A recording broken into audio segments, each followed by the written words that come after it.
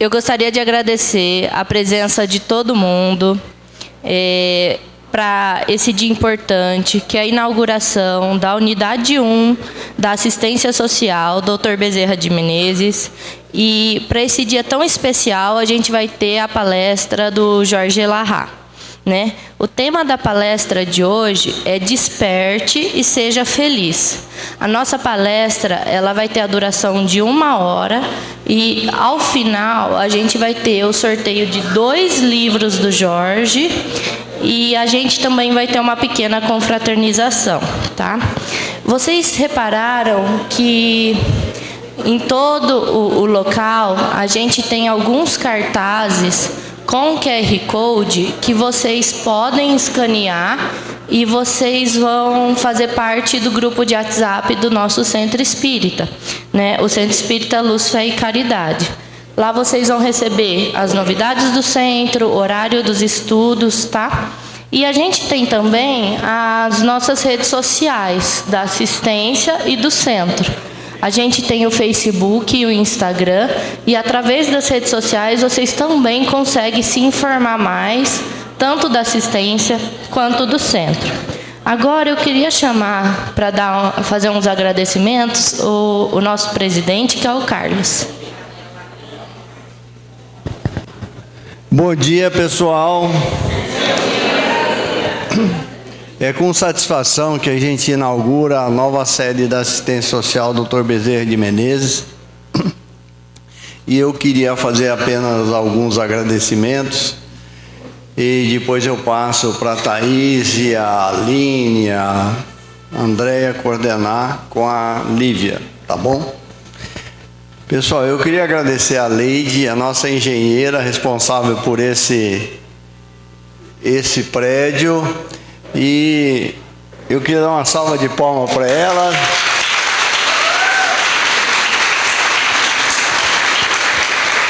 Bom dia, pessoal. Foi um prazer imenso trabalhar com o grupo da assistência. Foi uma obra feita com muito amor e muito acolhimento para a nossa comunidade. E ano que vem a gente começa com a nova obra, que é a sede oficial do Centro Espírita. Vai ser uma obra muito bonita. Espero que vocês gostem. A gente está ansioso para começar. Obrigada. Obrigado, Leide. Quero agradecer a todos os trabalhadores do nosso Centro Espírita, da assistência social, porque sem eles, os frequentadores, não seria possível essa construção ou as atividades, né? Então, muito obrigado. E, em especial, representando todos eles, a Aline e a Andréia, né? Que estão à frente. E eu vou agradecer também a minha família, a Lívia, que fez um esforço danado para a divulgação da palestra, a Thaís, que está aqui, tá bom? E boa palestra para vocês. Vou passar aqui para a Cicerone, aqui a Thaís.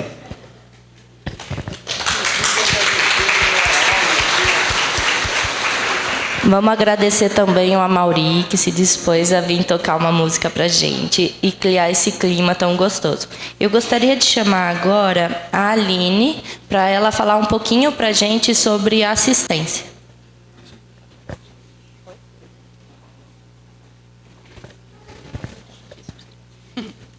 Bom dia.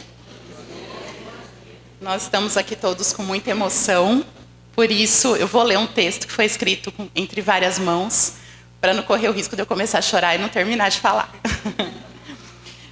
Bom, é com o coração profundamente tocado pela gratidão e pela emoção que nos reunimos hoje para celebrar a inauguração da nova sede da Assistência Social Dr. Bezerra de Menezes. São 98 anos de trabalho no bem, de mãos estendidas, de corações doados, de acolhimento verdadeiro aos que mais precisam.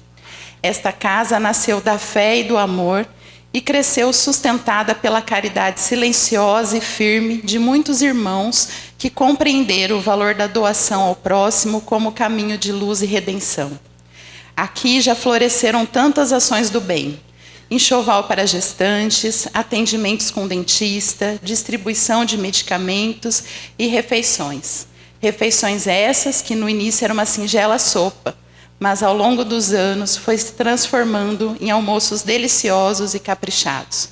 Entre tantas outras iniciativas que no decorrer das décadas deixaram sementes de amor plantadas no coração da comunidade. Hoje, temos a alegria de ver esse legado continuar e se fortalecer com 2 braços firmes de atuação. Na sede, acolheremos com carinho nossos irmãos em situação de rua, oferecendo banho, café da manhã, escuta fraterna, que é o mais importante, e, sobretudo, respeito e dignidade. No Jardim Liliana, com o projeto Conviver, atendemos atualmente 29 crianças em situação de vulnerabilidade social, levando não apenas atividades educativas, mas também afeto, segurança e esperança. Para este momento tão especial, temos ainda a gratidão imensa e o carinho de receber nosso querido palestrante Jorge Larrat, que nos brindará com o tema Desperte e Seja Feliz, trazendo reflexões que, com certeza, tocarão fundo nossas almas e renovarão nossos propósitos. Expressamos também nossa profunda gratidão ao Centro Espírita Luz, Fé e Caridade, nossa casa-mãe e mantenedor dessa obra de amor, que há tantos anos sustenta e ampara os caminhos desta assistência, que atua com compromisso, fé e fraternidade.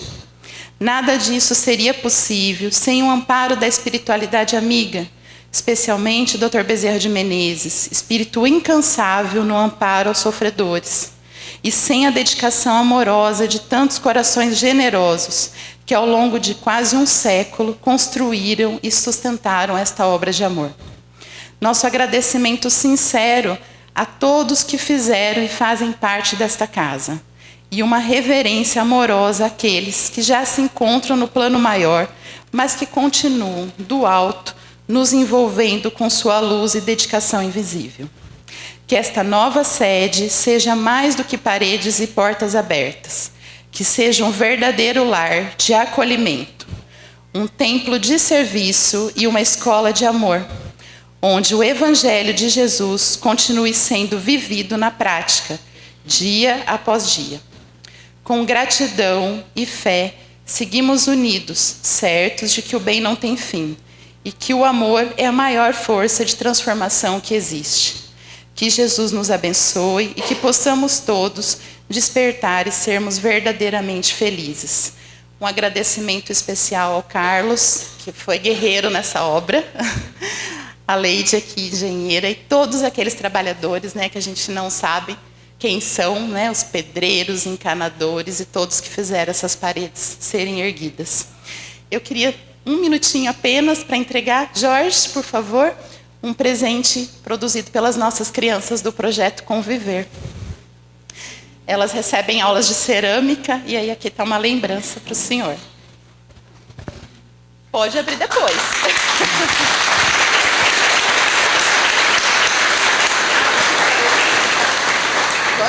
Olha, como tem muitos homens aqui, os homens são muito curiosos. Eu vou abrir para a gente ver o que é, né? Vixe, mas e agora? Tá um nó aqui? Pronto. Foi mais ou menos, hein?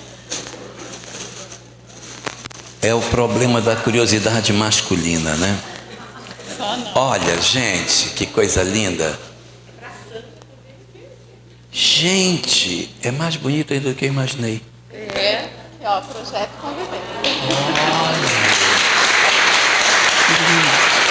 São as crianças. As crianças. Nossa, Nossas que crianças. Com a ajuda da professora. Que bonito. Eu finalizo. Thaís? Obrigada. Pessoal, a gente vai começar agora. Eu vou chamar a Andréia para fazer a oração, mas antes eu vou pedir para todo mundo dar uma verificada nos celulares, ver se estão no silencioso, por favor, porque a gente aqui na frente, a gente distrai muito fácil. E agora eu vou chamar a Andréia para fazer a oração inicial para a gente. Pode vir.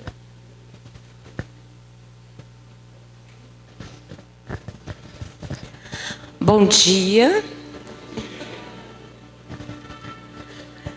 Queridos amigos, sabia que isso ia acontecer. Eu convido a todos nesse momento tão feliz, onde nossos corações exalam gratidão, transborda alegria, transborda amor e muita emoção. Então que nós possamos fechar os nossos olhos e imaginarmos Jesus aqui entre nós, com essa luz que nos acolhe. E onde, humildemente, Mestre querido, Mestre de todas as horas, nós te agradecemos por estarmos aqui reunidos, com os nossos corações repletos de alegria, repleto de gratidão, para celebrarmos este momento tão abençoado. A inauguração desta nova casa, da Assistência Social Dr. Bezerra de Menezes. Que este espaço, Senhor Jesus, seja um lar de amor, de acolhimento e de luz. Que em cada canto o bem se faça presente e em cada palavra ressoe a esperança. E que em cada gesto floresça a caridade que consola, que ampara e que eleva. Ao nosso amado Dr. Bezerra de Menezes, patrono querido da nossa casa assistencial e do nosso centro espírita, rogamos o seu amparo e as suas bênçãos sobre todos os corações aqui presentes. Que a diretoria seja inspirada com sabedoria e serenidade nas decisões, para que cada passo seja guiado pela vontade divina. A cada trabalhador, a cada voluntário, pedimos ânimo, fé e perseverança. Que possam encontrar na prática do bem a alegria que brota do servir e o consolo que nasce do amor verdadeiro. Senhor, que esta casa seja instrumento da Tua paz. Que aqui chegue os que necessitam de amparo, saiam mais fortalecidos, levando no olhar a esperança renovada e no coração a certeza de que nunca estão sós. E que sobre as bênçãos de Jesus e de Dr. Bezerra de Menezes e dos amigos espirituais do bem, possamos seguirmos firmes na senda do amor e da luz, fazendo desta casa, desta assistência, um templo de fraternidade, e onde o Cristo encontre morada em cada coração. Esteja conosco, Mestre querido, hoje e sempre, que assim seja.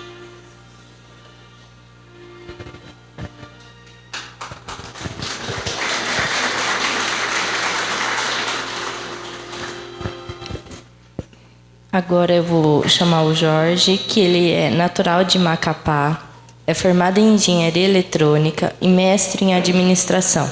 Casado, pai de 4 filhos, ele se destaca como divulgador do espiritismo. Ele é autor dos livros Parábola do Amor, Vida e Afetividade e Vencendo a Culpa, o Medo e a Depressão. Atualmente, ele colabora com a Federação Espírita de Rondônia e com o Centro Espírita Recanto da Prece em Curitiba. Seja bem-vindo, Jorge, a palavra é toda sua. Eu gostaria inicialmente de agradecer a presença de todos que estão aqui, terem se deslocado nas suas casas para estarem conosco nessa nossa manhã.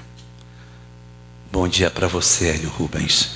Seja muito bem-vindo, você e Marta, Regina. Deus abençoe vocês. Um bom dia para todos nós. Nenhum de nós que se aproxima da doutrina espírita ignora que o processo de evolução no qual nós estamos submetidos nos conta de que nós já tivemos um período anterior a esse que vivemos, no qual nós ainda não estávamos na condição nominal. Sim, conforme aquilo que a própria ciência nos diz, e conforme aquilo que a própria doutrina espírita também nos assevera, a criatura humana, ela é resultado de um longo processo evolutivo que nós atravessamos durante milhões de anos até que alcançássemos a condição que nos encontramos hoje. No período anterior a esse que nós hoje vivemos, nós já tivemos experiências na condição de animais. Sim, é verdade, é lógico. Se eu for puxar aproximadamente 1 milhão de anos atrás, o que eu vou encontrar no planeta como a coisa mais evoluída?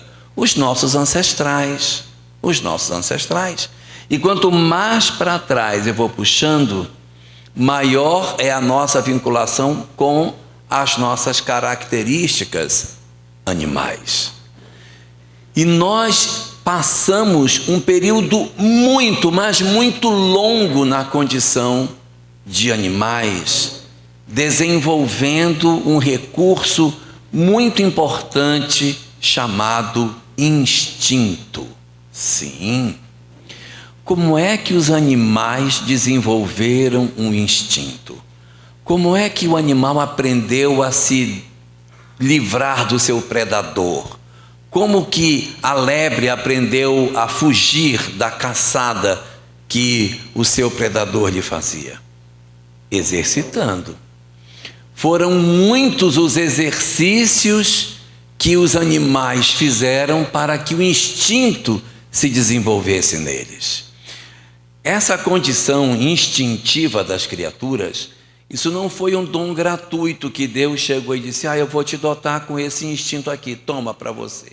Não, o instinto é fruto da repetição exaustiva de um mesmo comportamento até que ele se torna algo que o animal realiza sem que ele precise refletir sobre o que ele vai fazer. E é dentro dessa perspectiva que nós desenvolvemos, na estrutura cerebral que nós temos, uma instância que é uma área do nosso cérebro que está colocada aqui atrás, que é o chamado cerebelo, ou também chamado de cérebro reptiliano. Isso é uma estrutura bem instintiva que o ser humano possui, que a gente desenvolveu quando a gente ainda era réptil, aonde nós aprendemos a matar a sede, matar a fome, a termos o batimento cardíaco funcionando, a produção da nossa digestão. Todos esses fenômenos automáticos que a gente tem, eles estão armazenados no cerebelo. Foi isso que nós desenvolvemos ao longo das nossas diversas histórias de vida ao longo de muitos milênios. Quando nós chegamos na condição de mamíferos, aí nós já mudamos um pouco mais, porque sobre esta camada do chamado cérebro reptiliano, criou-se uma segunda camada chamada cérebro límbico, aonde as emoções mais primárias a gente passou a ter medo, raiva, alegria, tristeza. Esses sentimentos básicos da nossa vida, eles foram desenvolvidos na construção do cérebro límbico. Todos os mamíferos têm cérebro límbico. Só que, mesmo eles tendo essa estrutura que vai por cima do cérebro reptiliano, ainda não permite aos animais o raciocínio, a razão. Porque a razão está numa terceira camada que o cérebro tem, que é a parte cinzenta dele, o chamado neocórtex, que por enquanto só o ser humano possui, que é o que dá a nós a condição de pensar, raciocinar, decidir, usar a razão, analisar as coisas com o raciocínio. Então, esta condição que ainda é privativa da espécie humana, também foi fruto de um longo processo de desenvolvimento das nossas condições espirituais. A gente veio muito lentamente construindo cada etapa dessa e robustecendo a cada nova experiência os nossos instintos. Os instintos foram ficando cada vez mais solidificados em nós. A gente ficou cada vez mais convicto de que isso era o que deveria ser feito na nossa fase hominal. E isso foi lindo, porque nesse período da nossa evolução, os espíritos olhavam e diziam: está evoluindo bem, está desenvolvendo o instinto muito bem. E nesse período instintivo, nem tudo foram conquistas lindas no sentido do comportamento. Quando nós chegamos, por exemplo, na fase dos primatas, nós começamos a ter alguns comportamentos bem esquisitos. A gente já vivia em bando, mas a gente tinha uma característica. Se alguma outra espécie tentasse nos atacar, a gente pegava um pedaço de pau e batia no outro e tentava matar o macaco invasor. A gente mordia, jogava pedra. Nós fizemos isso durante milhões de anos. É o nosso instinto de preservação. E os espíritos olhavam e diziam: que lindo, olha aí. O instinto está se fortalecendo. Por quê? Porque ele pegava uma pedra. Olha que inteligência, gente. Pegava uma pedra para jogar. Isso é maravilhoso. O desenvolvimento da inteligência. Pegar um pedaço de pau. Para poder se defender. Que maravilha. Que coisa espetacular no desenvolvimento da criatura que ainda não havia chegado na espécie humana. E num dado momento desse nosso processo evolutivo, esses nossos trabalhos de conquista do instinto começaram a dar espaço para o surgimento de lampejos de inteligência. A inteligência, ela não surgiu no ser humano da noite para o dia, como se fosse uma chave de liga e desliga. A partir de hoje eu vou ligar uma chave. Plá, ligou a chave e nós nos tornamos seres conscientes. Não, isso foi construído muito lentamente. Uma boa imagem que pode representar isso é uma lanterna que acende e que apaga. Quando a gente pensa, a lanterna acendeu. Quando eu estou agindo por instinto, a lanterna apaga. Se eu pegar um peixe, por exemplo, ele age muito mais por instinto do que por inteligência, por razão. Mas se eu pegar um cachorro, vocês já viram que o cachorro é bem espertinho. Você joga um objeto, o cachorro corre e vai buscar e traz. Aí você joga de novo, ele corre e vai buscar. Aí você pega o objeto, faz que joga, o bichinho corre, coitado. Quando ele vê que você não jogou, ele volta. Ele fica esperando que você jogue. Aí quando você faz que joga, ele já não vai. Ele olha para a sua mão para ver se ele vai correr ou não. Ele vai tomando decisões que já são lampejos de inteligência, como se a lanterna do cachorro tivesse um tempo acesa e outra hora ele está agindo por instinto. Uma hora ele age por instinto, outra hora age por inteligência. E é nesse processo muito lento que a gente vai desenvolvendo as nossas características. Mostra isso aqui para mim. Dá isso aqui. Isso, dê aqui. Então, nas nossas histórias como espíritos, a gente vai desenvolvendo as nossas características. Então, tem um bichinho chamado tatu. O que o tatu faz quando ele está em perigo? Ele ataca o predador. O que ele faz? cava um buraco e se enterra e se esconde. Esse é um instinto dele, que é diferente do instinto de outros animais. Foi um instinto que ele desenvolveu. Então, que Deus te guarde. Então, cada animal tem um instinto diferente, uma forma diferente de reagir. E a gente foi muito devagar, se afastando do instinto, Adilson, e começando a se aproximar da inteligência. Quando nós, lá atrás, chegamos num ponto em que a nossa lanterna já estava praticamente acesa, não apagava mais, porque a gente ficava mais tempo agindo por inteligência do que por instinto, diz-se que nós entramos nas chamadas faixas inaugurais da razão. Em outras palavras, nós estávamos saindo da condição animal e entrando na condição hominal. Na linguagem espírita, nós estávamos saindo de mundo primitivo e ingressando no mundo de provas e expiações. Seria um momento novo para nós, porque o que se pedia na fase do mundo primitivo era o desenvolvimento do instinto. E era lindo quem tinha um instinto desenvolvido, quem conseguia sobreviver, quem conseguia mostrar a sua habilidade de sobrevivência. Isso era lindo. Por quê? Porque na fase do mundo primitivo não existe nenhum compromisso moral. O leão, quando ele come uma zebra, ele não vai para o mundo espiritual e fica no umbral. Meu Deus, comi uma zebra, não podia. Não existe. Por quê? Porque este animal está agindo dentro de uma característica de instinto.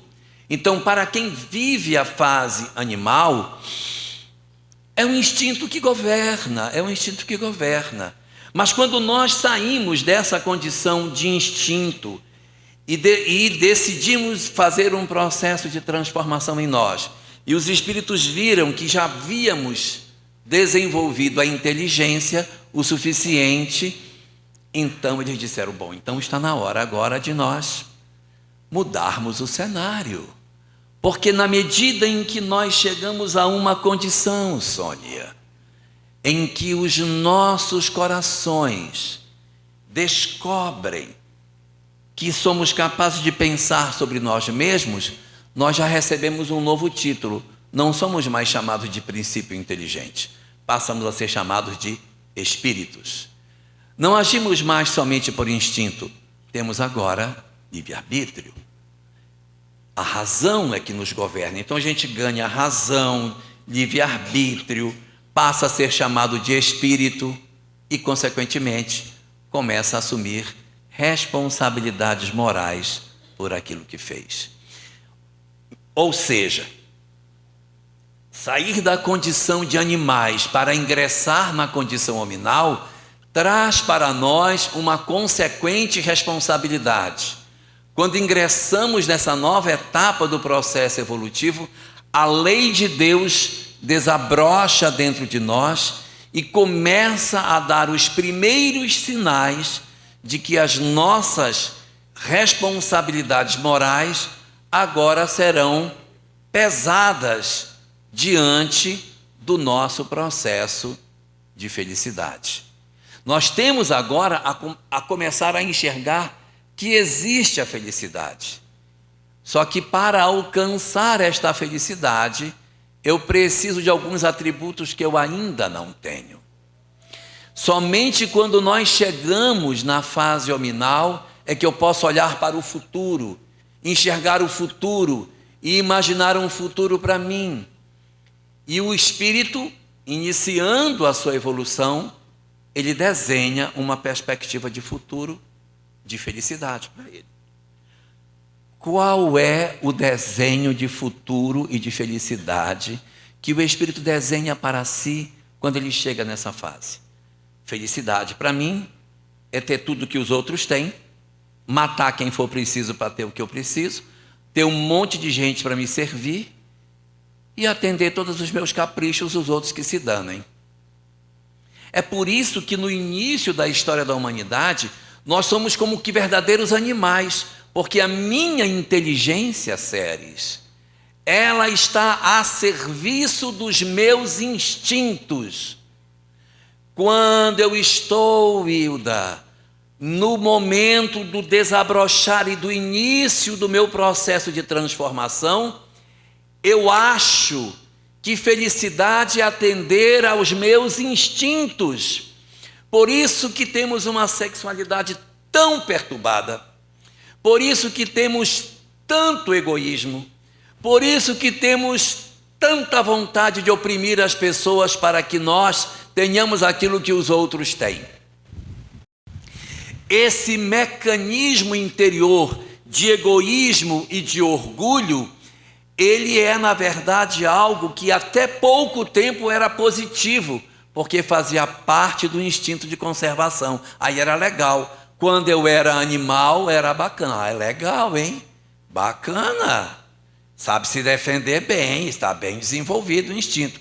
Ingressou na fase hominal, aquilo que era virtude, agora precisa ser domado. Eu precisarei ingressar numa nova fase na minha história de vida, na qual tudo aquilo que foi patrimônio e que eu considerei que era positivo, agora tem que ficar subordinado à razão. E em O Livro dos Espíritos, na questão 614 da obra básica, a primeira questão da terceira parte da obra, que abre as chamadas leis morais, nós iremos encontrar uma pergunta importantíssima nesse ponto da obra, porque nesse momento que a obra nos apresenta, que vai trazer para nós as leis morais, Kardec pergunta na primeira questão dessa terceira parte do Livro dos Espíritos, o que é a lei de Deus? Respondem os Espíritos. Claro. Respondem os Espíritos. O que é a lei de Deus? A lei de Deus é a única verdadeira para a felicidade do homem. Olha que interessante. Se ela é a única verdadeira para a felicidade do homem, é porque tem outras que querem oferecer a felicidade. Mas se ela é a única verdadeira, as outras são falsas. Então existe uma série de convites equivocados para a felicidade da criatura. Mas somente a lei de Deus pode oferecer ao homem a felicidade legítima. Porque eu poderia dizer o seguinte: olha, eu tenho uma forma de resolver os teus problemas. Se você tem pessoas que lhe incomodam, vai e mata todo mundo. Você resolve. Mas é mesmo. Não é uma solução? É uma solução. Eu mato todo mundo que me incomoda. Gente, agora eu estou em paz. Mas esta é uma proposta falsa.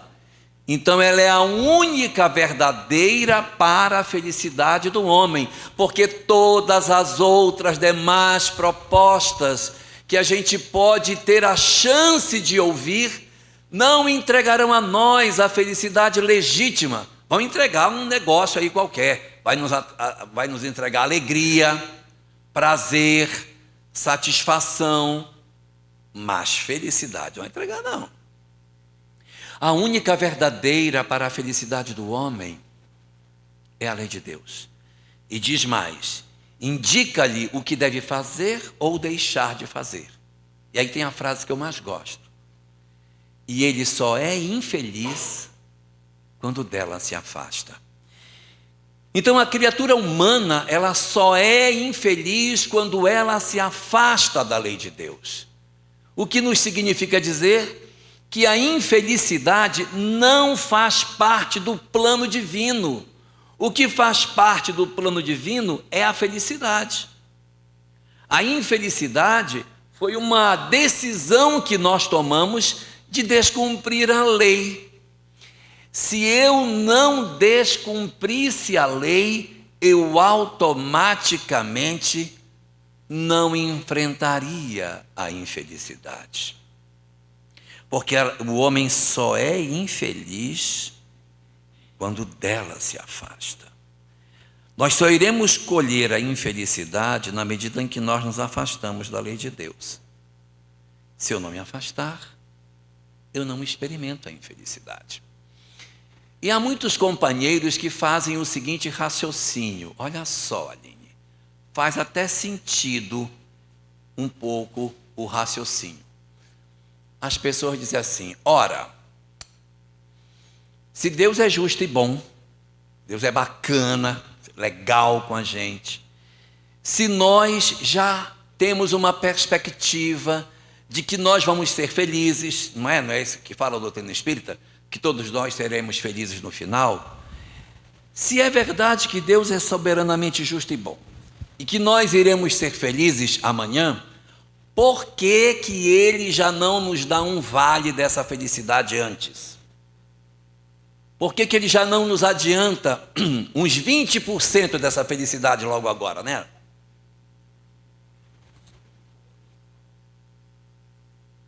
Ele já vai dar mesmo. A gente já vai ser feliz mesmo. Então adianta logo, me dá aí uns 10%, pelo amor de Deus. Por que que Deus não adianta a felicidade para nós desde agora?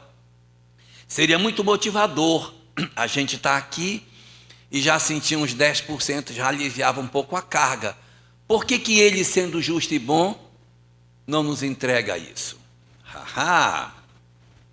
Porque a questão diz assim: o homem só é infeliz quando dela se afasta. O que significa dizer que para que eu seja feliz eu preciso cumprir a lei de Deus. A lei de Deus, conforme diz Joana de Ângeles, na introdução do livro 13 da série psicológica Conflitos Existenciais, a felicidade, segundo ela, é uma conquista. Nós conquistamos a felicidade. E como é que eu conquisto a felicidade? Vivendo a lei de Deus. Como que eu quero ser feliz? Odiando, tendo mágoa, brigando com o vizinho, reclamando dos outros, vivendo com a cara amarrada, sendo rabugento. Não tem como eu ser feliz. Mas na medida em que eu perdoo, que eu compreendo, que eu liberto a minha alma da mágoa, eu sou naturalmente feliz. Ou seja, Deus não precisa ficar tomando conta da gente, dizendo assim: ali atrás, a moça de óculos, dá mais 10% de felicidade para ela que eu me agradei. Não é assim. É um processo natural. Na medida em que eu perdoo, eu vou me sentindo mais feliz, vou me libertando. É porque aqui não tem ninguém que odeia, mas se tivesse, vocês poderiam perguntar. As pessoas, quando têm raiva de alguém e conseguem perdoar, elas costumam dizer: gente, eu tirei 1 tonelada das minhas costas quando eu perdoei. O que é essa tonelada? É a felicidade que se sente por se aproximar da lei de Deus. Estava pesando tanto, eu nem estava sentindo que estava pesando. Então eu estava carregando aquele peso e nem percebia. Quando eu tiro, nossa, como a vida é melhor, como as coisas são melhores. Então é um processo reflexo. Quanto mais eu vivo a lei de Deus, mais feliz eu me torno. A felicidade, portanto, é uma consequência natural, Andréia, de todo o mecanismo de aproximação nosso das nossas relações espirituais. Resultado: quando nós chegamos na condição hominal, quando a gente saiu do animal e entrou na hominal, o que se espera agora de nós é o quê? Não é mais desenvolvimento de instinto não, amigo. Agora é você desenvolver a razão. E a razão tem que se sobrepor ao instinto. Ela precisa se sobrepor, porque enquanto a razão não se sobrepuser ao instinto, nós iremos sofrer. É lógico, aquilo que não gerava sofrimento quando éramos animais, porque na fase animal não havia consequência moral para o que a gente fazia, agora vai ter. Se eu for alguém que, para defender os meus interesses hoje, eu jogo pedra, eu cato um pedaço de pau, eu mordo as pessoas, eu tenho consequências daquilo que estou fazendo. Veja como mudou. Quando éramos animais, tudo bem, não tem problema morder, mordeu. Agora não é mais. Agora, quando eu agrido, quando eu ofendo, eu guardo mágoa, planejo vingança, eu encontro consequências que me afastam da felicidade. Consequências que me impedem de perceber a felicidade que o mundo tem. Porque como a gente ainda está muito ligada na história animal, a gente diz assim, não, mas eu não vou dividir de jeito nenhum. Coitado, ele não quer dividir, coitadinho. A lei de causa e efeito vai nos alcançar. Todas as vezes que eu resisto a um processo de educação, a lei de causa e efeito me colhe. Opa, aqui temos uma questão para aprender. Temos um exercício para fazer. Então, um conselho para aqueles que reclamam da sogra. Muito cuidado, porque ela pode voltar mãe, né? Isso é só um aviso amoroso, Rubens, tá?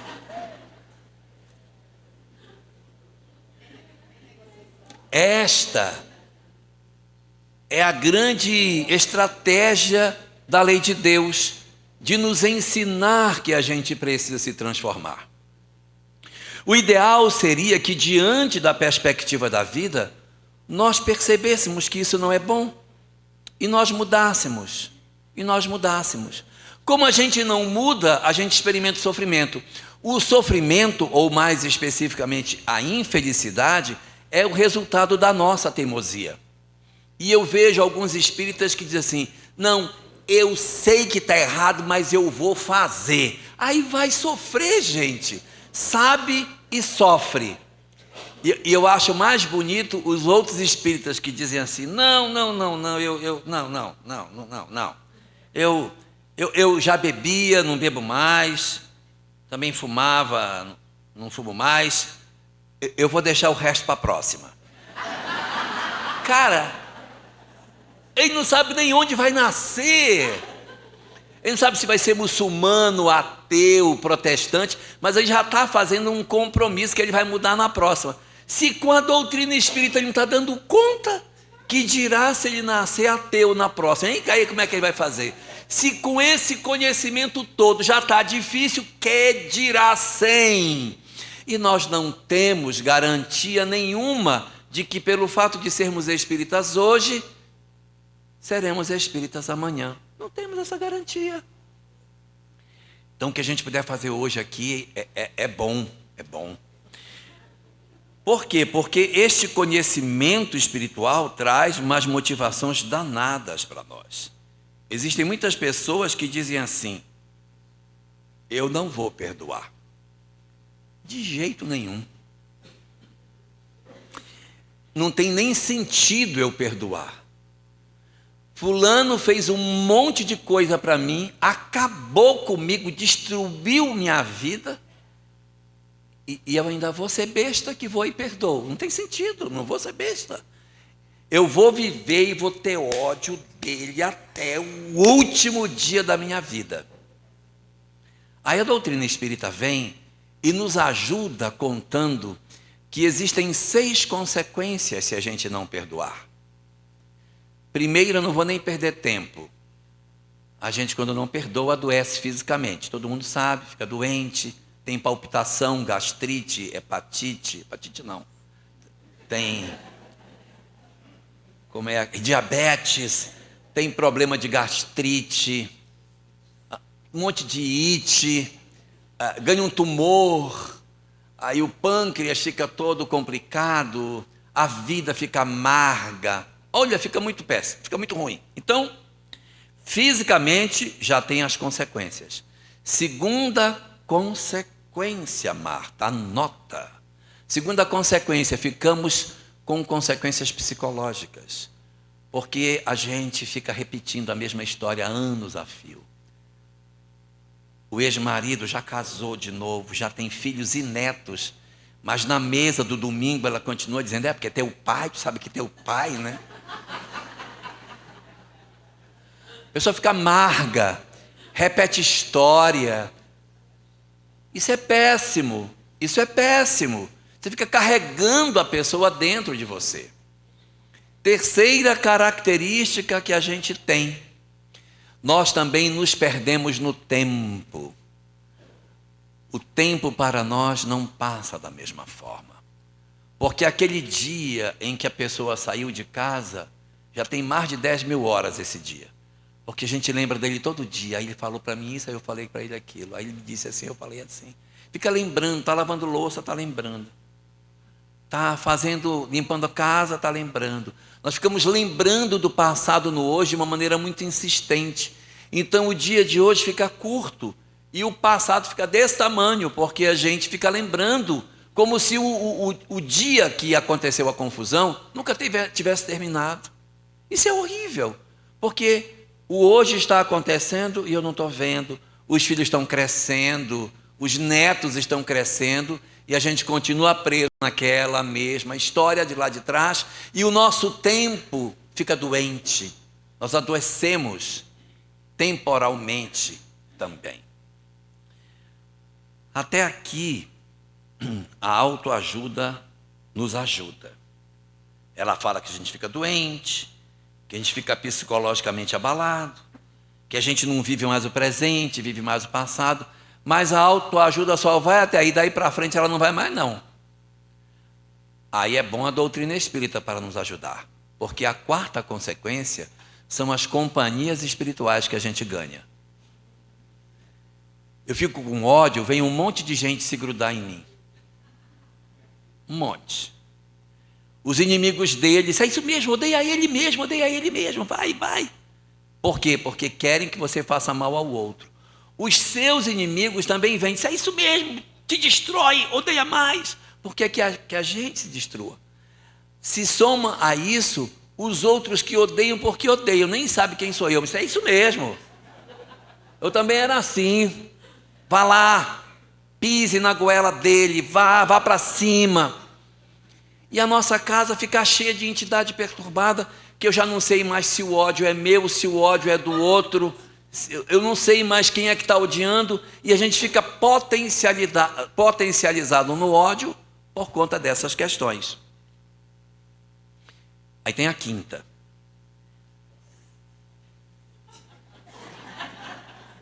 E ainda tem a sexta, meu filho.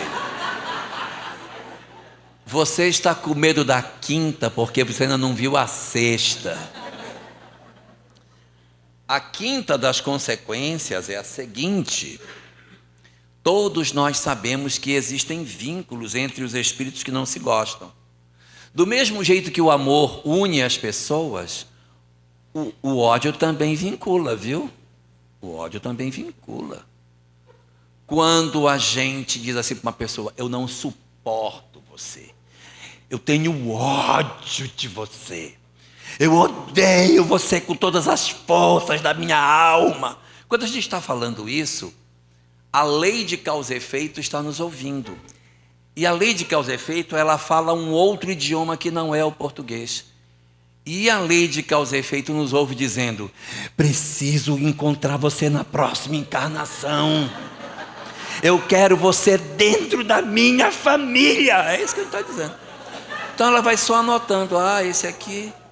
importante, isso aqui é importante, para que a gente se encontre. E algumas pessoas dizem assim, mas eu acho que Deus só pode ser sádico, porque Ele sabe que eu não gosto daquela pessoa, e Ele diz assim, de quem é que você não gosta, meu filho? Aí eu odeio fulano, então ele vai ser seu irmão na próxima. Poxa, por que que Ele me traz exatamente o cara que eu não gosto? Por que Ele não me deu só uma família maravilhosa, igual propaganda de margarina, todo mundo rindo, passando margarina no pão? Por que que a minha família tem essas coisas tão complicadas? é porque Deus quer o nosso progresso. Se Ele pegasse os nossos inimigos e dissesse, você não gosta dele? Não. Então Ele vai ficar morando só na China. Você nunca mais vai encontrar com ele. Se eu nunca mais encontrasse com o meu desafeto, como que eu resolveria a minha mágoa, o meu ódio? E se é verdade que o não cumprimento da lei de Deus nos afasta da felicidade, o que é que Deus quer? Que a gente se resolva, que a gente seja feliz. Então Ele diz, não, meu filho, eu quero que você seja feliz. Então você vai encontrar com esta pessoa na sua casa, para que você consiga resolver os seus problemas.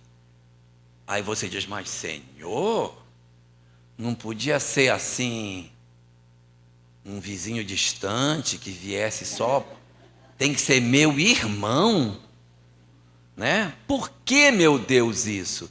E Deus, não, fica calmo. Existe um mecanismo na lei de causa e efeito e na reencarnação chamado esquecimento do passado. Não dá para a gente reencarnar com os desafetos lembrando de tudo que aconteceu. Porque se eu lembrar de tudo, não funciona. A família não vai funcionar. Então tem que ter o esquecimento passado. Eu acho engraçado algumas pessoas assim, eu queria reencarnar, mas eu queria reencarnar lembrando tudinho. Gente, se for para reencarnar lembrando, já fica logo do lado de lá. Porque é lógico. A gente não reencarna para reencarnar, a gente reencarna para esquecer. É por isso, porque está muito difícil mudar lá, está muito complicado esquecer as coisas, a gente está sofrendo. Faz o seguinte, encarna fulano, que aí ele dá um refrigério e eles vão viver novas experiências. Com o esquecimento do passado, você vai ter como filho alguém que era um desafeto do ontem. E aí você vai retemperando essa história. Depois de 10 encarnações dele como seu filho, você tem outras histórias. Não tem só aquela que ele lhe roubou, que ele lhe matou. Tem outras histórias. E aí vai descolorindo, vai desbotando com as encarnações aquela história ruim do passado, porque ele vai melhorando, você vai melhorando, vai tendo outras histórias sobre aquela, e aquela mágoa, aquele processo de dor, Idraci, que a gente viveu durante tanto tempo, esse fenômeno, ele na verdade vai melhorando com o tempo. A perspectiva de Deus é que isso vá acerenando dentro das nossas almas e a gente cicatrize, por isso que reencarna. Esse é o objetivo. Então, quando a gente tem a quinta, essa é só a quinta, tá, Hélio? É a quinta ainda. A quinta é você ter o seu desafeto dentro do seu lar. Se você não quer ter o seu desafeto dentro do lar, perdoe o bichinho. Perdoe. Porque se você não perdoar, a chance de retornar é grande. Eu estou sendo claro no que eu estou dizendo? Qual é a sexta consequência? O que é pior do que eu ter um desafeto dentro do meu lar? Ter 2? Olha, 2 é fácil. A sexta é pior do que 2. A sexta é, ao invés de você ter dentro do seu lar aquele seu desafeto, é você ir para a casa do seu desafeto, você morar lá na casa dele. Que aí você tem um pai estranho, uma mãe estranha, 3 irmãos estranhos e o que é inimigo. Que tal? Legal, né? Aí é bom. Sabe por quê? Porque a gente sempre quer que o desafeto venha para a minha casa. Não é muito bonito da nossa parte? Não, ele vai nascer na minha casa. Não, vá você morar na casa dele. Porque que sempre é ele, coitadinho, que tem que deixar os laços dele para vir para o meu grupo familiar. Vá você para o grupo dele. Livro Dramas da Bretanha, a reencarnação de Andréa de Guzmán. Alguém que conhece essa história lembra que ela renasceu de uma família estranha a ela. Pai estranho, mãe estranha, todo mundo estranho, só o irmão que era... Você quer fazer caridade, minha filha? Venha fazer uma caridade. Vou fazer uma caridade para o idoso. Eu estou aqui para você. Então vamos lá. Bote esse negócio. Então, ora, nós temos conhecimento da doutrina espírita que nos liberta de uma maneira efetiva desse mecanismo de sofrimento que a gente passa. A gente precisa se libertar. Tem que ser ali. Não, eu derrubo. É. Ora, nós sabemos que é através desse mecanismo que vai acontecer, que tudo se dá através do perdão. Eu acho muito curioso o movimento espírita, porque a gente diz assim, não, eu sei que se eu perdoar a pessoa, vai ser bom, porque essa é a grande transformação que o espiritismo nos oferece. Assim, quando você perdoa uma pessoa, você não tira a culpa que ele tem. Você, na verdade, se liberta do reencontro. E isso é fundamental, porque você, não quero perdoar. Cara, perdoa. Você não vai tirar do outro a responsabilidade. Isso não muda a responsabilidade que o agressor tem. Isso liberta você do processo de culpa. Veja Jesus, que passou por uma série de situações no final da sua existência, com Pilatos, com Herodes, com os seus crucificadores, com os sacerdotes, e se desconectou de todo mundo sem a necessidade de ter que reencontrar com eles, usando um mecanismo que é o mecanismo do perdão. Quando ele se retirou, ele não precisou encontrar seus agressores, mas ele não tirou a responsabilidade de Judas, de Herodes. Cada um deles, a seu turno, encontrou as experiências que precisava para se libertar dos seus conflitos. Então a gente às vezes sabe disso e não faz. Não, eu sei. Então por que não usa na sua vida? Solta o cara que fez mal a você, se liberte dele. Mas a gente não se liberta, fica agarrado, parece que a gente não quer se libertar e encontrar a nossa felicidade, quando a gente sabe que é através da vivência da lei de Deus que eu vou promover a minha libertação e, consequentemente, a minha liberdade. E aqui eu tenho uma coisa meio triste para falar, mas eu tenho que dizer. Não.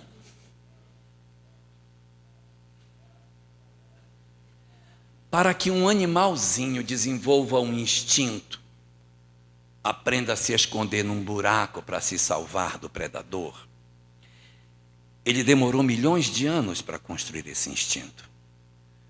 É a repetição que colocou dentro dele o instinto. Foi assim que ele aprendeu, pela repetição. Quando nós chegamos na fase hominal, quando chegamos na fase que nós estamos, e que os nossos instintos estão falando mais alto do que a razão, Joana de Ângeles diz, bem, se você está na fase hominal e ainda age por instinto, é porque você ainda não está conseguindo libertar a sua consciência dos conflitos que você vive. Enquanto a nossa consciência está presa aos instintos, nós não conseguimos entender essas questões. E por isso, Séries Costa, a gente precisa necessariamente promover um mecanismo de libertação de nós próprios. Essa libertação, ela passa necessariamente pela nossa capacidade de fazermos uma nova visão de mundo. Eu preciso mudar. Eu não posso ficar preso no instinto, porque enquanto eu ficar preso no instinto, mordendo gente, batendo, me vingando, agredindo, ofendendo, eu estou sendo dominado pelo instinto. Gente, eu vou sofrer miseravelmente, porque a consequência moral do erro é o sofrimento, é a infelicidade. Então, o que Joana de Ângeles nos diz no livro Ser Consciente, que é um livro número 5 da série psicológica? Ela diz que a gente vai viver isso aqui, essa história dolorosa, e a gente vai precisar se libertar desse instinto. E aí vem uma grande questão. Do mesmo jeito que eu precisei de tempo para construir um instinto, Se o instinto estiver muito forte em mim, eu precisarei de tempo para me libertar do instinto. Quando nós vivemos a vida humana, mas muito preso a instinto, Joana diz, isso é um atavismo. Aquilo que era instinto e que era lindo quando éramos animais, agora na fase hominal é problemático. Isso é atavismo. E isso dificulta que eu caminhe, porque não, eu sou assim mesmo, comigo é assim. Falou comigo, eu já dei logo um soco. Primeiro, depois eu pergunto o que foi. Gente, isso é atavismo, isso é da fase animal, tem que vencer. E como é que a gente vai aprender que não pode ficar esmurrando as pessoas? Pelo sofrimento. O homem só é infeliz quando dela se afasta. Você pisou na bola com a lei de Deus, vai sofrer a consequência. Pisou de novo, vai sofrer. Vai ser tantas vezes, Marta, Regina, que isso vai acontecer, que eu vou dizer, gente, não aguento mais apanhar. Toda vez que eu bato nos outros, eu apanho mais. Eu acho que eu tenho que aprender a ser diferente, que eu estou cansado de sofrer. E aí a gente vai ter que mudar. Eu vou mudar porque a consequência da lei em mim vai impulsionar o progresso. Muitos de nós ainda viveremos um tempo assim, não, eu sofro, mas eu faço, dói, mas eu continuo errado, e vai sofrendo, até chegar uma hora que eu não aguento mais. Eu não aguento mais sofrer. Eu quero ter paz na minha vida. E essa decisão de ter paz é o momento magnífico na nossa história, que seria o nascimento da nossa consciência. Tá tudo bem? Sim? Então tá bom. Então, quando nós temos a possibilidade de descobrir, gente, não posso mais dessa forma. Eu estou cansado disso. Eu vou desabrochar a minha consciência. É hora que eu digo assim, não quero mais ser movido pelo instinto. Não aguento mais. Eu vou dar só um exemplo. A gente vive uma história de sexualidade bastante desequilibrada, com muitos parceiros, com desrespeito pelo que convive conosco, e vai sofrendo as consequências. Das bobagens que faz, as consequências. Das bobagens, as consequências. Até que chega uma hora que assim, eu não aguento mais uma encarnação desse jeito, não aguento mais não. Porque agora, para resolver meu problema, nasci feio, pobre, mau hálito. Eu preciso me resolver disso, preciso ter uma chance. Então, o sofrimento vai impulsionando a alma para que ela diga, não posso mais ser desse jeito, eu tenho que mudar, não suporto mais sofrer, mas até chegar a esse ponto em que a gente descobre para despertar a nossa consciência, vai tempo. Porque nós passamos muitas encarnações adormecidos.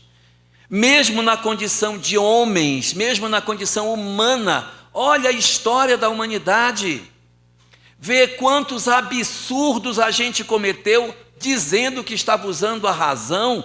Quanta besteira a gente já fez, aí reencarnou e fez de novo a mesma besteira. Quer dizer, meu Deus do céu, é como se nós tivéssemos a razão, mas ao mesmo tempo que tem a razão, a consciência parece que não despertou, Adilson. Porque eu sei e ainda uso o que eu sei para fazer mais maldade, mas as consequências que a lei de causa e efeito tem para os nossos equívocos promovem em nós a percepção de que a gente precisa ser feliz e o caminho que nós estamos escolhendo não é o caminho bom, que a gente precisa despertar a nossa consciência. No livro Vida, Desafios e Soluções, no capítulo 8 dessa obra, Joana de Ângeles nos oferece uma coisa maravilhosa. Ela nos fala sobre um mecanismo muito interessante chamado consciência de sono. Existe consciência de sono, que é a situação na qual a pessoa está passando pela vida e não está aproveitando, e a consciência desperta, que é aquele que já acordou para a vida. Enquanto nós estamos em consciência de sono, a gente nem percebe o sofrimento que passa. vive e experimenta muitas dores e ainda não se tocou. Aí ela diz, mas o indivíduo vai experimentar tantas dores, vai repetir tantas vezes para se libertar do atavismo, igual o tatuzinho precisou de muitos milênios para aprender o instinto, nós vamos para não sei quanto tempo, vai depender de cada um de nós, muito tempo, muitas encarnações, para nos libertarmos do atavismo. Quem for mais esperto vai precisar de menos tempo. Quem for mais teimosinho vai demorar mais tempo. Não tem um tempo certo para isso. Mas a luta tem que ser eu olhando minha vida e não posso, tem que mudar. Eu tenho que fazer diferente para que eu consiga me transformar. E ali nesse capítulo 8 da série psicológica, no livro 8, Vida, Desafios e Soluções, Joana oferece para nós 7 sinais de consciência de sono. 7 sinais. Para você estar com a consciência desperta, não pode ter nenhum desses. Se tiver enganchado em algum dos 7, está dormindo. Tem gente que está dormindo nos 7. Se vocês quiserem, eu termino aqui, vai todo mundo embora para casa, feliz porque não sabe quais são, mas se vocês quiserem eu conto quais são os 7 sinais. Vocês querem que eu conte? O povo gosta de sofrer, né? Vamos lá para os 7 finais. Eu não pedi para trazer feijão para marcar na cartela. Feijãozinho. Não pode marcar nenhum feijão na cartela. Se marcar um feijão, está em consciência de sono. Mas é bom que a gente saiba pelo menos em que a gente está dormindo para acordar. Porque às vezes a gente está dormindo e nem sabe, Eunice, nem sabe por que dorme. Então, pelo menos a gente vai saber por que dorme. Estão preparados? Lá vai. Primeiro sinal de consciência de sono. Nós somos indiferentes às leis de Deus. Quero nem ouvir falar disso. Eu nem quero ouvir falar de coisa espiritual. Eu nem me interesso por isso. Eu acho que aqui todo mundo já pulou essa fogueira. Ai, porque está num sábado de manhã, né? Podendo estar em casa, jogado, assistindo televisão, TV aberta, aquela programação maravilhosa. E você está no centro, porque realmente já caminhou, né? Então esse é o primeiro sinal. E tem muita gente que é desinteressado das coisas espirituais. Nunca pensou, nunca refletiu, nunca meditou sobre isso. Sei lá, nunca pensei sobre isso, não. Essa indiferença sobre as coisas espirituais é o primeiro dos 7 sinais da consciência de sono. Está claro o primeiro? Segundo, deliberado descumprimento da lei de Deus. Esse é diferente do primeiro. Porque o primeiro não está nem aí. O primeiro não está nem aí. Ele nem sabe o que ele não sabe. O segundo diz, eu faço errado e faço mesmo. Eu faço e gosto de fazer errado. Isso é um outro nível de consciência de sono.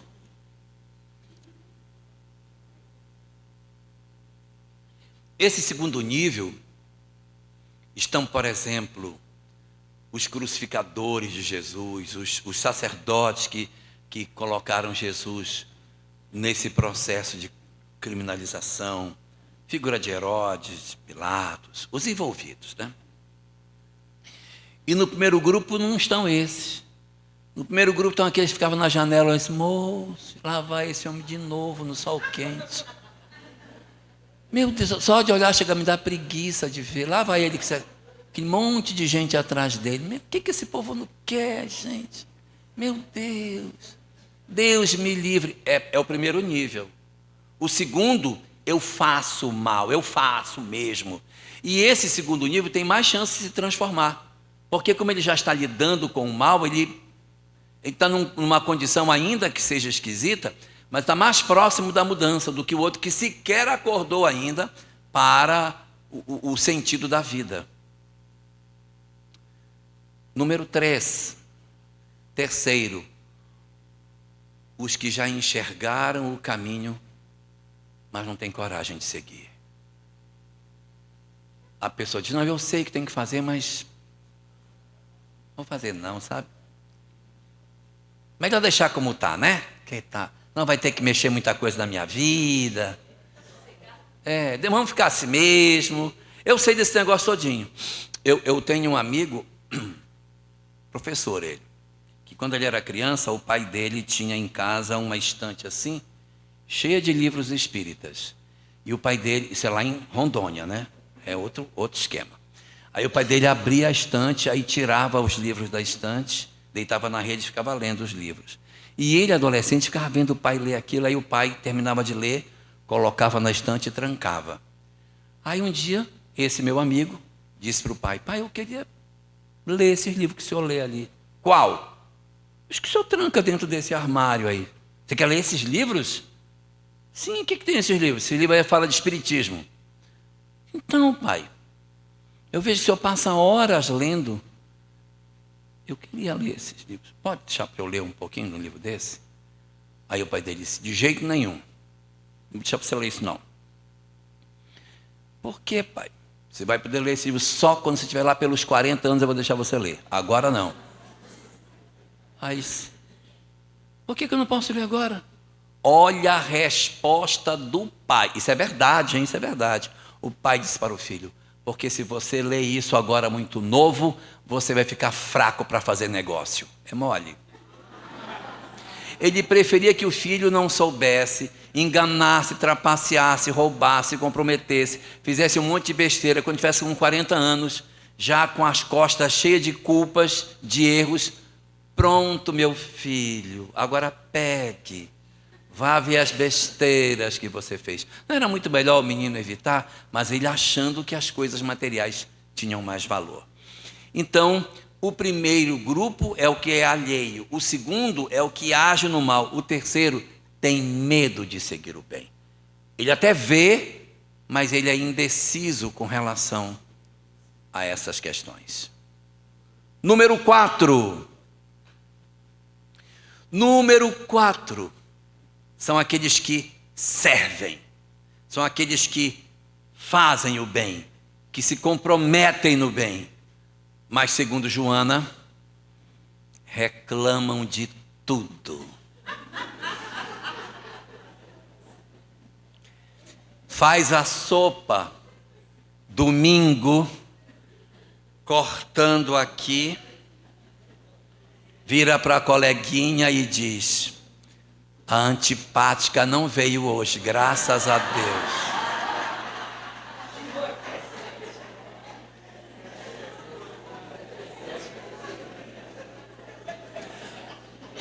Alguém pegou meu avental, que ele está sujo.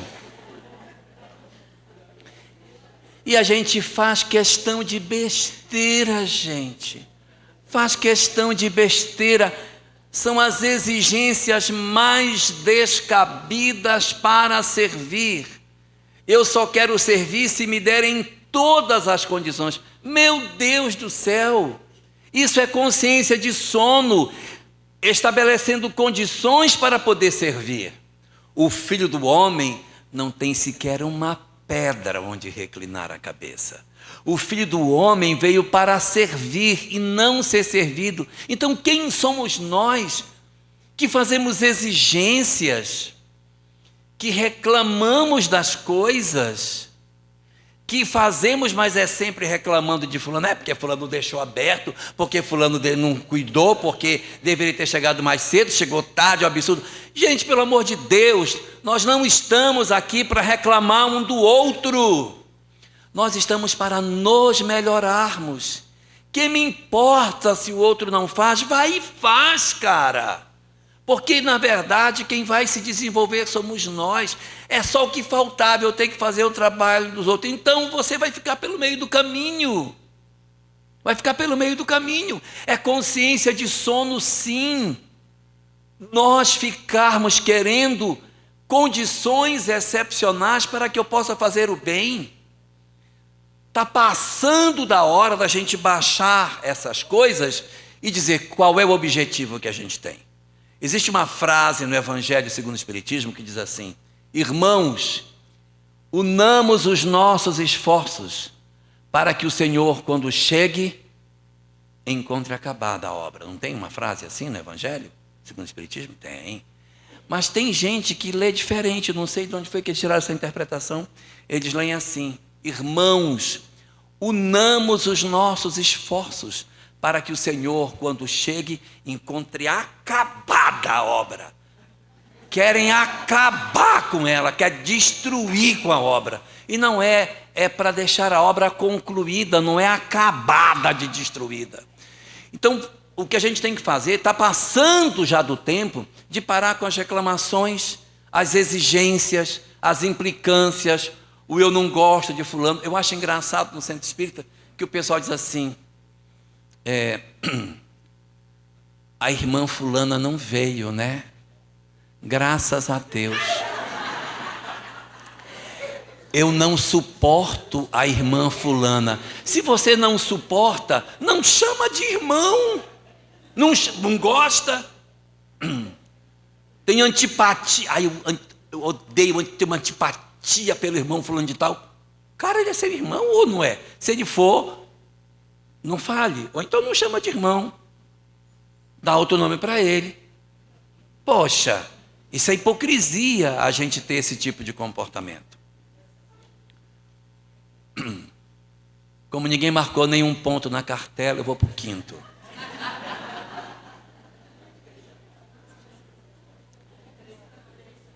Quinto ponto.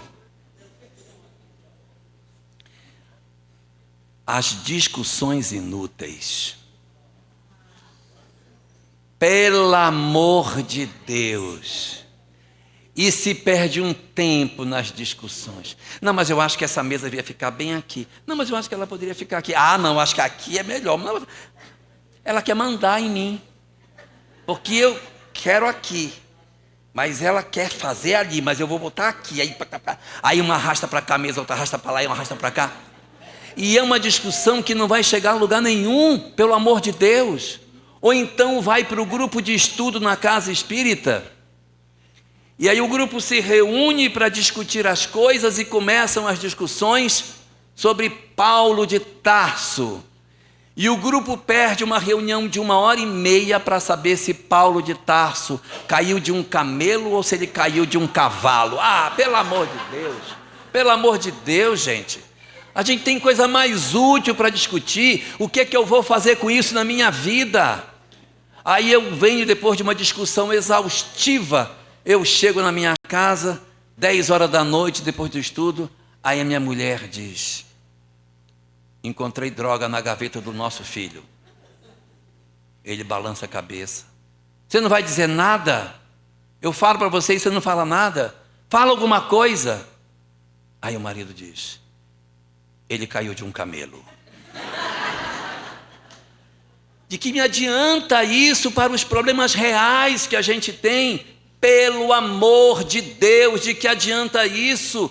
Nós temos que focar na nossa transformação moral, senão a gente está dormindo, está dentro do centro espírita, está trabalhando, está na tarefa, mas está dormindo, porque não está fazendo a sua transformação moral. Sônia, não estamos fazendo a nossa transformação moral, nosso objetivo pelo qual nós viemos.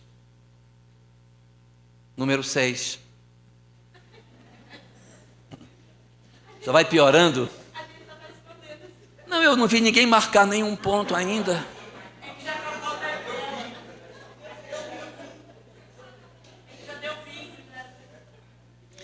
Eu não quero que ninguém grite bingo no final que bateu a cartela, tá? Nós temos também, além de todas essas características, a sexta das características que fazem nós estarmos em consciência de sono.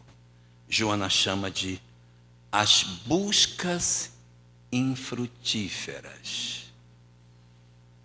Pessoas que perdem a vida buscando coisa que não vai levar a nada. Nada, gente. Transforma aquilo num objetivo de vida que no fim não vai servir nem a ele, nem a ninguém, não vai trazer nada de útil para ninguém e consome a vida num processo de fuga, viu? As buscas infrutíferas, elas são muitas vezes estratégias de fuga que o espírito utiliza para que ele não se defronte com a realidade. A consciência não se desperta, não desperta. A consciência fica sufocada pelas buscas que não permitem com que ele acesse a si mesmo, que ele analise sua vida, que ele interprete seu coração. Nós precisamos disso. É fundamental que a gente, nas nossas buscas, a gente sempre pergunte: qual a utilidade prática disso que eu estou fazendo? Até onde isso vai realmente ter um resultado prático? Então, as buscas infrutíferas representam todas essas nossas histórias de vida que a gente luta desesperado por alguma coisa que no fim não vai resultar em nada de positivo, nem para mim, nem para ninguém e nem para o mundo em que a gente vive. E tem a sétima. A sétima, essa todo mundo já pulou essa fogueira. A sétima, segundo Joana, é viver sem ter uma causa pela qual se comprometa. Essa instituição que hoje está inaugurando a sua sede, que tem esse trabalho maravilhoso assistencial, que tem essas coisas incríveis que são feitas, mostram o empenho de todos nós em uma causa. Nós estamos empenhados numa causa. Nós temos algo que nos motiva, que nos faz dizer: eu sou voluntário desse trabalho, eu gosto de fazer o que eu faço, me sinto bem quando eu faço isso. Nós precisamos ter uma causa que nos movimente, que mova os nossos corações, uma ação que eu faço que não é de interesse pessoal, é para beneficiar o outro que precisa, é o socorro que eu posso prestar a quem tem tanta necessidade e que eu posso, de alguma forma, ajudar. A proposta da doutrina espírita é que a gente vença esse nosso período ancestral animal, ingresse no período hominal, mas não simplesmente ingresse, que a gente consiga despertar a nossa consciência, porque é o despertamento da consciência que nos faz perceber o que fazemos de errado, para abrir a perspectiva de felicidade para todos nós. Em outras palavras, é necessário que a gente promova dentro de nós um despertamento. Por isso, o clamor da mensagem espírita é: desperte e seja feliz. Muito obrigado.